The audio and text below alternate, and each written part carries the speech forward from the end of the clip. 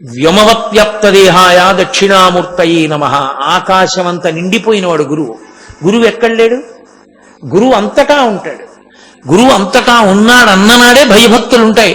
మా గురువు గారు నిరంతరం నన్ను చూస్తూనే ఉంటారంటేనే నాకు భయం తప్ప, మా గురువు గారు నేనేం చేస్తే చూడొచ్చారనుకుంటే నేను ఎలా అయినా ప్రవర్తించవచ్చు. నువ్వు చేసేటటువంటి పని, నీ ప్రవర్తన దేని వలన కట్టుబడుతుంది అంటే రెండు కారణములు. శాస్త్రమునందు భయము, గురువునందు భయము. ఈ రెండు వదిలిపెట్టిన నాడు నువ్వు ఏదైనా చేసి ఏదైనా చేస్తున్నానని చెప్పచ్చు. నేను చాలా మంచి పని చేస్తున్నానని చెప్పి ఎంత అసహ్యకరంగానైనా చెయ్యొచ్చు. ఎందుకని? నీకు శాస్త్రం మీద భయమా, గురువు గారి మీద భయమా? నీకంటే మిమ్మల్ని అంటున్నాను అనుకోకండి, నన్ను నేను ప్రశ్నించుకుంటున్నాను. అదే గురువు గారి మీద భయం ఉందనుకోండి, నా గురువు అంతటా ఉన్నారు, నా గురువు నన్ను చూస్తున్నారు, నేనేం చేస్తున్నానో గురువు గారు గమనిస్తున్నారు. నన్ను తెలుసుకోలేనంత అమాయకుడు కాదు గురువు. గురువు గారు తెలుసుకోగలరు. గురువు గారు బ్రహ్మం. ఆయన తెలుసుకోకపోయినా ఆయనకి తెలిసిపోతుంది. ఎవరో చెప్పేస్తారు, ఏదో రకంగా తెలుస్తుంది గురువు గారికి. గురువు గారికి తెలియకపోవడం ఉండదు. అప్పుడు గురువు గారు పిలిచి, ఏరా ఇందుకా నేను నీకు ఉపదేశం చేసింది అని అడిగితే నేను ఏమని బతకనప్పుడు. కాబట్టి గురువుగారు చూస్తున్నారు కాబట్టి నేను గురువుగారు చూస్తే శబాష్ శుభం భూయాత్ అని నా గురువు సంతోషపడేట్టు నేను బతుకుతాను. శాస్త్రాన్ని చెప్పిన ఈశ్వరుడు చూస్తున్నాడు నేనేం చేస్తున్నానో. కాబట్టి ఎవడూ చూడలేదనుకోవడానికి అంతర్యామిగా ఆయనే ఉన్నాడు. నేను ఏం చేస్తున్నానో ఆయన చూస్తున్నాడు అనుకున్నప్పుడు నా ఇష్టం వచ్చినట్టు నేను చేయలేను, శాస్త్రం బట్టి నేను చేయగలను కదా. ఆయన ఎంత జాగ్రత్తగా, ఎంత బాగా ఎవరికి ఎలా ఏం మాట్లాడాలో అది మాట్లాడుతూ అంత అందంగా మాట్లాడేవారు. 40 ఏళ్ళు నాతో ఉన్న నీకు నేను తిరువణ్ణామలైలోనే ఉన్నాననుకున్నావా అని అడిగారు.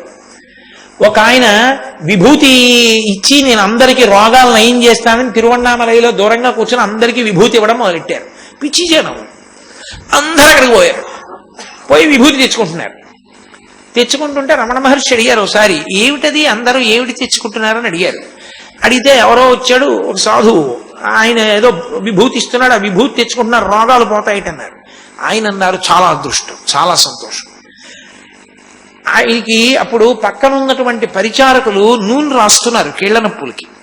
ఆయన అన్నారు, ఇప్పుడు మన దగ్గరికి వచ్చి చూస్తే వీడి కీళ్ల నొప్పులు వీడే తగ్గించుకోలేని వాడు వీడు మనకేం ఉపకారం చేస్తాడని మన దగ్గరికి అసలు రారా, విభూతి ఆయన దగ్గరికే పోతారు.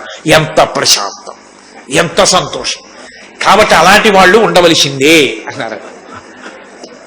అది అంతేకాని జనం వస్తున్నారా, జనం పోతున్నారా, నా దగ్గర ఉన్నారా, ఇంకోటి దగ్గరికి పోయారా, ఇవన్నీ చూసుకున్నవాడు, ఇంత పిచ్చి పెట్టుకున్నవాడు వాడేం నిలబడతాడు గురు పదవిలో?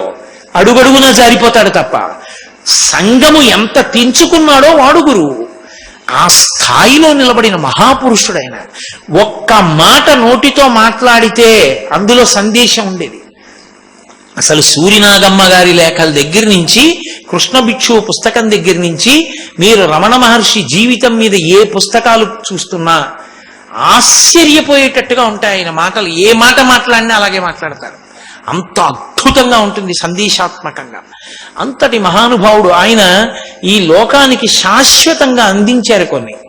ఆయన మాట్లాడినప్పుడు ఆ మాటలు వినేటటువంటి భాగ్యానికి నేను నోచుకోలేదు. మీలో కొంతమంది పెద్దలు నోచుకుని ఉండొచ్చు. అందుకే నేను అందరినీ ఓ గాట కట్టి మాట్లాడటలేదు. నేను వినలేదు ప్రత్యక్షంగా.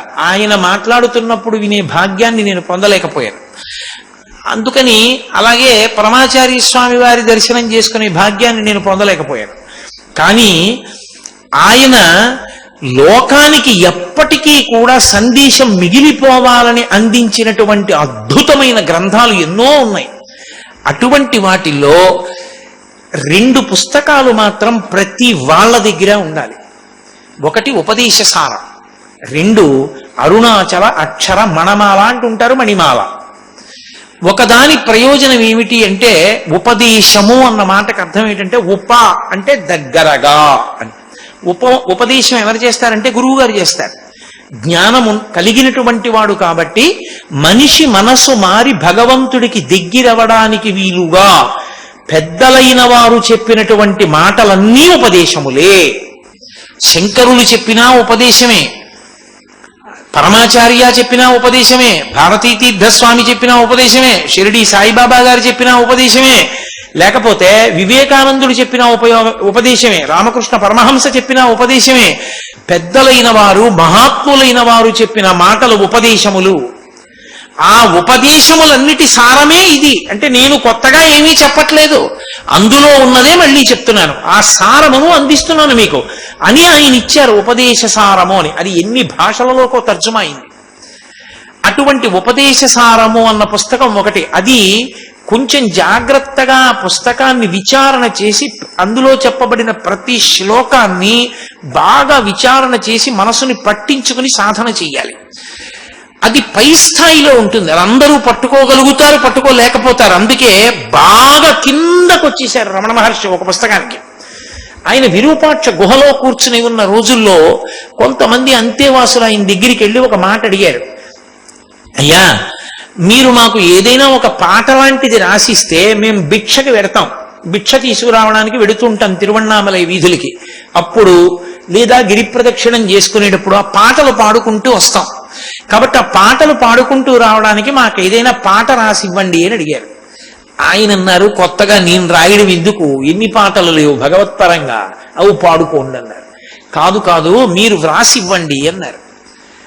ఆయన ఆ సమయంలో గిరి ప్రదక్షిణం చేస్తుంటే ఈయన నోటి వెంట వస్తుందేమోనని తెల్ల కాగితాలు పెన్సిలు పట్టుకు బయలుదేరారు.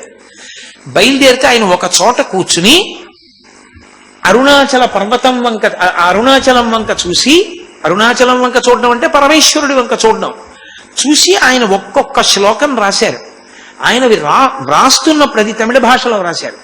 అది వ్రాస్తున్నప్పుడు ఆనందంతో ప్రేమతో ఆయనకి కళ్ళంబట బొట్ట బొట్ట బొట్ట బొట్ట ధారల కింద నీళ్లు పడిపోయి కాగితాల మీద ఆ కళ్ళకి నీళ్లు చిప్పిల్లిపోవడం వల్ల కనపడేది కాదుట.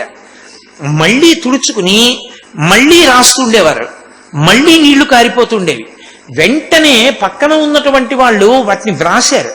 అలా ఆయన 108 శ్లోకములను ఇచ్చారు. దాన్ని అరుణాచల అక్షర మనమాల మణిమాల అనండి అంటారు. అది దానిలో ఉన్న గొప్పతనం ఏమిటంటే ప్రేయసి ప్రియుల మధ్య ఉండేటటువంటి పాటగా ఉంటుంది, శృంగార రసంగా ఉంటుంది, లోకంలో ఒక మర్యాద ఉంటుంది. సాధారణంగా సాధు పురుషుల నోట్లోంచి వచ్చేటటువంటి మాటలన్నీ కూడా మనం భగవంతుణ్ణి చేరుకోవడానికి మార్గాన్ని సుగమం చేస్తాయి. నేను మీకు ఉదాహరణ చెప్పాలంటే శంకరాచార్యులు వారు సౌందర్యలహరి చేస్తూ ఒక మాట అన్నారు, మధుక్షీరద్రాక్షా మధురి మధురీణాః ఫణితయః అన్నారు. శరజ్యోత్స్నా శుద్ధాం శిశియుత జటాజూట మకుటాం వరత్రాసత్రాణ స్ఫటిక గుటికా పుస్తకరాం సకుర్ణత్వా నత్వా కథమివ సతాం సన్నిధదతే మధుక్షీరద్రాక్షా మధురి మధురీణాః ఫణితయః. సాధు పురుషులైనటువంటి వారు సకృన్నత్వానత్వా ఒక్క మాట నమస్కారం చేసిన సరస్వతీదేవి ఎటువంటి కృప ఇస్తుందంటేట, వారి నోటి వెంట వచ్చేటటువంటి మాటలు మధు క్షీర ద్రాక్ష. మధు అంటే తేనె, తేనె పాలు ద్రాక్ష పండ్లు ఇవి ఎలా ఉంటాయో అంత చక్కటి రుచికరమైనవై మనని భగవంతుని వైపుకి నడిపించడానికి కావలసినటువంటి సమర్థతని ఇవ్వగలిగినటువంటివై, పోషక శక్తిని ఇవ్వగలిగినటువంటి మాటలై ఉంటాయిట. అది సాధారణమైనటువంటి సాధు పురుషులు ఇచ్చేటటువంటి మాటలు. కానీ సాధువులు కూడా వినవలసినటువంటి మాటలు సాధువుల యందు ఉత్తముడైనటువంటి సాధువు చెప్తాడు. అవి ఎలా ఉంటాయో తెలుసా? వాళ్ళు ప్రణయ గీతాలుగా చెప్తారు. పరమేశ్వరుణ్ణి ప్రియుడిగా స్వీకరించి తనని తాను తన జీవుణ్ణి కాంతగా భావన చేస్తారు. ఒక ప్రియురాలిగా భావన చేసి ఆయనతోటి పరమేశ్వరుడితోటి తనకి వివాహాన్ని కళ్యాణ ఘట్టాన్ని చెప్తూ ఆయనతో అనుబంధాన్ని కీర్తిస్తూ పాట పాడతారు.